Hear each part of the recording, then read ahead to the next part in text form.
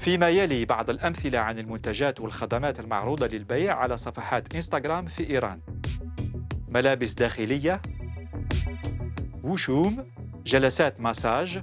في الأشهر الأخيرة كثفت الشرطة السبرانية الإيرانية أنشطتها ضد هذه المتاجر عبر الإنترنت، حيث قامت بحذف محتويات واستبدالها بصورة أو مقطع فيديو يفيد بأن الصفحة قد تم إغلاقها. مراقبتنا تينا هي صاحبة شركة صغيرة في إيران تقوم بتصميم وإنتاج الملابس النسائية.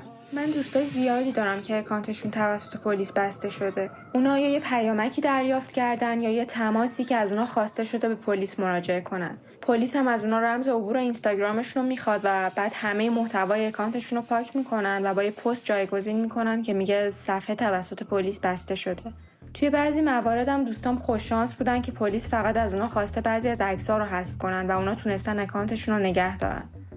یه سری دیگه از دوستام به دادگاه کشیده شدن و منتظر محاکمه‌ان.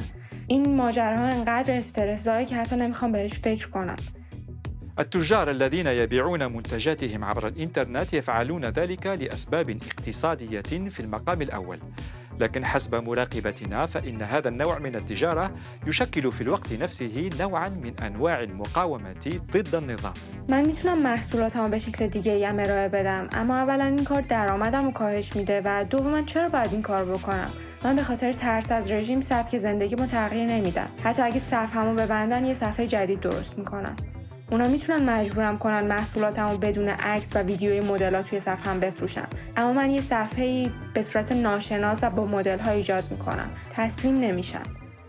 وقتی توی کشوری مثل ایران زندگی میکنید عادت میکنید که همیشه توی ترس و تهدید زندگی کنید، اما ما باید زندگی خودمون رو ادامه بدیم. اینجا زندگی کردن اینطوریه. کاری که من انجام میدم کاملا عادیه.